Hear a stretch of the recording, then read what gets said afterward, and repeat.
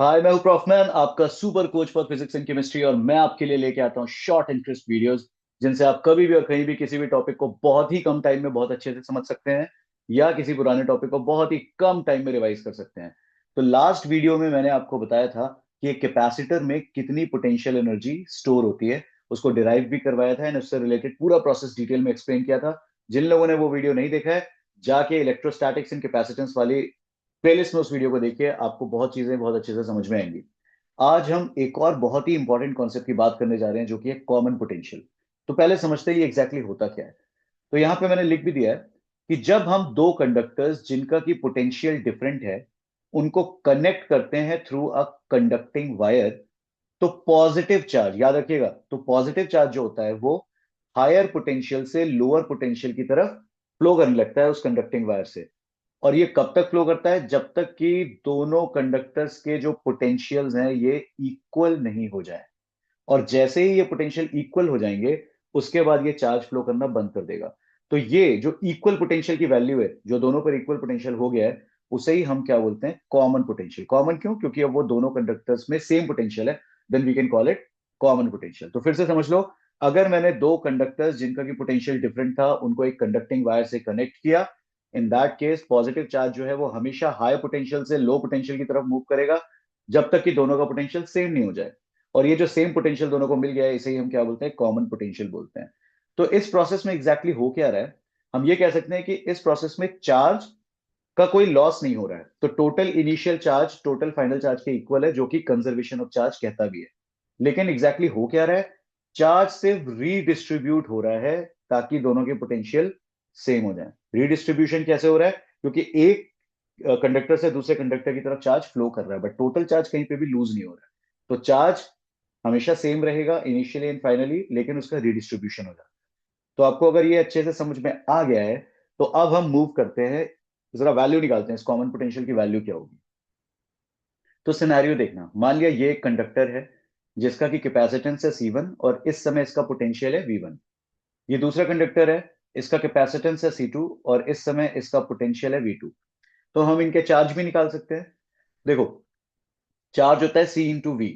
तो अगर मैं इसका चार्ज निकालूंगा, उसको मैंने Q1 बोल दिया, ये क्या हो जाएगा? C × V, यानी कि C1 × V1। वैसे इसका चार्ज क्या हो जाएगा? C2 × V2। अब फाइनली क्या किया मैंने? इनको एक कंडक्टिंग वायर, देखो ये कंडक्टिंग वायर से कनेक्ट कर दिया। जब कर दिया तो थोड़ी देर में क्या हो जाएगा? दोनों में चार्ज फ्लो हो रहा होगा, हाई पोटेंशियल से लो पोटेंशियल, चार्ज का रीडिस्ट्रीब्यूशन हो रहा होगा। और फाइनली दोनों का पोटेंशियल अब क्या हो गया? वी हो गया। ये वी ही क्या है? कॉमन पोटेंशियल है। तो इस केस में हम जरा इसका चार्ज निकाल लेते हैं। मान लीजिए हम चार्ज को बोलते हैं Q1 डैश। तो उसकी वैल्यू क्या होती है? C × V। तो यहाँ पे क्या हो जाएगा? C1 × V, क्योंकि पोटेंशियल V है। इसके लिए क्या हो जाएगा? C2 × V। इसको Q2 डैश बोल दिया। तो ये पूरा सिनेरियो है, ये डायग्राम आपको समझ में आ गया है। अब जरा आगे बढ़ते हैं। तो मैंने आपको बताया कि कंजर्वेशन ऑफ चार्ज वैलिड है, चार्ज का कोई लॉस नहीं हो रहा है। तो हम कह सकते हैं कि सिस्टम का टोटल इनिशियल चार्ज वो कितना है? Q1 + Q2। ये किसके इक्वल होगा? सिस्टम का फाइनल चार्ज वो किसके इक्वल है? Q1 dash + Q2 dash. ये पूरा सिस्टम है ना हमारा। तो Q1 + Q2 इसका इनिशियल चार्ज है and Q1 dash + Q2 dash इसका फाइनल चार्ज है। ये दोनों इक्वल हो गए। अब वैल्यूज डालेंगे। Q1 की जगह C1 V1, Q2 की जगह C2 V2, Q1 डैश की जगह C1 V, Q2 डैश की जगह C2 V। अब हम क्या करेंगे? देखो, इन दोनों में आपको V कॉमन दिख रहा है, तो इसको हम LHS में लिख लेते हैं। V को कॉमन ले लेंगे तो क्या बचेगा? C1 + C2। तो V कॉमन आ गया, C1 + C2। अब RHS में क्या लिखेंगे? C1V1 + C2V2।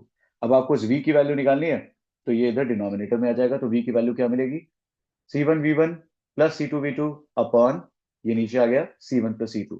तो ये है कॉमन पोटेंशियल की वैल्यू। आप चाहे तो ऑन द स्पॉट इसको डिराइव भी कर सकते हैं, जब भी आपको उसकी जरूरत पड़े, क्योंकि देखिए आप देख ही रहे हैं बहुत इजी डेरिवेशन है। और या फिर आप इसको याद भी कर सकते हैं, क्योंकि ये बहुत इंपॉर्टेंट कॉन्सेप्ट है। ये कॉम्पिटेटिव एग्जाम्स के न्यूमेरिकल्स भी इस पर बेस्ड आते हैं, एंड बोर्ड्स में भी इससे रिलेटेड न्यूमेरिकल एंड डेरिवेशन कुछ भी आ सकता है। तो आई होप आपको ये कॉन्सेप्ट अच्छे से क्लियर है।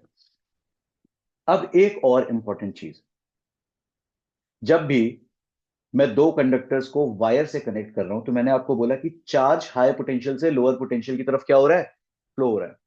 अब वायर में अगर चार्ज फ्लो होगा, तो आपने पढ़ रखा है कि rate of flow of charge क्या होता है? करंट होता है। अगर वायर में आपका चार्ज फ्लो हो रहा है, इसका मतलब वायर में क्या है? करंट है। अब अगर करंट फ्लो हो रहा है किसी वायर में, तो आप ये भी पढ़ चुके हैं कि रेजिस्टेंस की वजह से, जूल्स लॉ ऑफ हीटिंग ये बोलता है कि किसी भी वायर से अगर करंट फ्लो हो रहा है तो वो हीट रिलीज करता है। तो इसका मतलब यह है कि जब चार्ज एक कंडक्टर से दूसरे कंडक्टर की तरफ जा रहा है, तो इस केस में क्या हो रहा है, करंट फ्लो हो रहा है वायर में, और करंट फ्लो हो रहा है तो हीट लॉस हो रहा है। हीट एक तरीके की एनर्जी है, मतलब कि इस प्रोसेस में कुछ ना कुछ एनर्जी का लॉस तो हो ही रहा है, और मुझे उसी एनर्जी का लॉस अब यहां पर कैलकुलेट करना है। तो देखो हेडिंग भी वही है, loss of energy in charge redistribution. Charge redistribution हो रहा है ना कॉमन पोटेंशियल के लिए, to attain the common potential. अब ये मुझे निकालना है कि ये तो मैंने आपको बताया कि एनर्जी का लॉस हो रहा है, अब कितना हो रहा है वो हम यहां पे कैलकुलेट करेंगे। देखो इनिशियल एनर्जी क्या होगी, जो भी एनर्जी है वो कंडक्टर्स पे ही है, मैंने आपको बताया था क्या होता है formula, half C V square. तो यहां पर अगर मैं इनिशियल एनर्जी इसकी देखूंगा तो क्या होगा, half C one V one square, और इसकी देखूंगा तो क्या होगा, half C two V two square. तो टोटल इनिशियल एनर्जी क्या हो जाएगी आपकी, half C one V one square plus half C two V two square. Similarly अगर मैं फाइनली देखूंगा तो इसकी एनर्जी हो जाएगी half C one V square, इसकी हो जाएगी half C two V square. तो टोटल फाइनल एनर्जी क्या हो जाएगी, half C one V square plus half C two V square.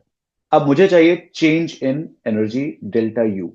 तो डेल्टा यू क्या होता है, फाइनल माइनस इनिशियल, यानी यूएफ माइनस यू आई। तो मैं वो यहां पर पुट कर दूंगा, यूएफ की जगह मैंने क्या पुट किया, half C one V square plus half C two V square, minus लगाया, और क्या आ जाएगा, half C one V one square. और ये प्लस है, लेकिन आपको पता है कि मैं यूएफ माइनस यू आई कर रहा हूं तो पूरा यू आई नेगेटिव में जाएगा, तो minus half C one V one square minus half C two V two square. ठीक है। अब इस सब में आपको हाफ दिख रहा है तो उसको मैंने उठा के कॉमन रख दिया। और अगर आप सिर्फ इसको और इसको देखें तो यहाँ पे भी वी स्क्वायर कॉमन है, तो वी स्क्वायर अगर मैंने कॉमन लिया तो बचा क्या, सी वन प्लस सी टू। और यहाँ तो अब हाफ तो बाहर जा ही चुका है, minus C one V one square, और ये minus C two V two square. ठीक है, एक एक स्टेप को ढंग से समझना और नोट्स बनाते रहना वीडियो को पॉज करके। फिर आते हैं डेल्टा यू पे। अब देखो ये वी है क्या, ये है वी, क्या था यहाँ पर, वी था कॉमन पोटेंशियल। तो इस कॉमन पोटेंशियल की वैल्यू हम पुट कर सकते हैं। कॉमन पोटेंशियल की वैल्यू क्या थी, C one V one plus C two V two upon C one plus C two. तो C one plus C two, V square की जगह मैंने क्या रखा, C one V one plus C two V two upon C one plus C two. और क्योंकि we square था तो उसका स्क्वायर कर दिया। तो इसके स्क्वायर को मैं इसका पूरा स्क्वायर करूंगा तो मैं ऐसे भी लिख सकता हूँ कि ऊपर वाले का भी स्क्वायर हो गया, नीचे वाले का भी स्क्वायर हो गया। और क्या बचा यहाँ पे, minus C one V one square minus C two V two square, ये यहाँ पे बच गया। ये मैंने इसलिए किया है क्योंकि देखो ये और ये यहां से कैंसिल हो जाएगा। ठीक। अब क्या बचा, हाफ तो बाहर ही था, यहां पर हम ए प्लस बी का होल स्क्वायर का फॉर्मूला लगा देंगे, C one V one square, क्योंकि ए स्क्वायर है इस पूरे का स्क्वायर, प्लस बी स्क्वायर यानी C two V two square, मतलब सी टू का स्क्वायर वी टू का स्क्वायर। ठीक है। फिर क्या होता है, plus two A B, two C one V one C two V two, तो उसको मैंने ऐसे लिख दिया, two C one C two V one V two. चारों चीजें आ गई ना यहाँ पर। ठीक। Minus C one V one square minus C two V two square. अब नेक्स्ट स्टेप में मुझे क्या करना है, एलसीएम लेना है। एलसीएम लूंगा तो ये चीज यहां मल्टीप्लाई आ जाएगी, और ये जो पूरा सी वन सी टू है ये पूरा इसके नीचे आ जाएगा, तो इसको मैंने बाहर ले लिया, हाफ तो था ही, सी वन प्लस सी टू को मैंने बाहर ले लिया। अब क्या है, ये तो एज इट इज लिख देंगे, C one V one square plus C two V two square plus two C one C two V one V two, अब माइनस। अब एलसीएम लेना है तो ये चीज पहले इन दोनों से मल्टीप्लाई होगी, फिर ये चीज इन दोनों से मल्टीप्लाई होगी। तो जब सी वन को मैंने यहाँ पे मल्टीप्लाई किया तो मिला minus C one square V one square, ये इससे मल्टीप्लाई हो गया, minus C one square V one square. फिर सी वन को जब इससे मल्टीप्लाई किया तो मिला minus C one C two V two square, ये मिल गया। अब सी टू को जब मैंने यहां मल्टीप्लाई किया तो क्या मिला, minus C one C two V one square, ये लिख दिया। फिर सी टू को जब मैंने इससे मल्टीप्लाई किया तो क्या मिला, minus C two square V two square. तो इस तरीके से जो कुछ भी मिला इसको मैंने इस बड़े ब्रैकेट में डाल दिया है, और ये हाफ, और ये C one plus C two तो नीचे बाहर था ही। अब ध्यान से देखना, ये C one V one square, ये minus C one V one square एक दूसरे को कैंसिल कर देंगे, ये C two V two square, ये minus C two V two square एक दूसरे को कैंसिल कर देंगे। अब हमारे पास क्या बचा, ये बचा, ये बचा और ये बचा। और इन सब में ही देखोगे C one C two C one C two C one C two common है।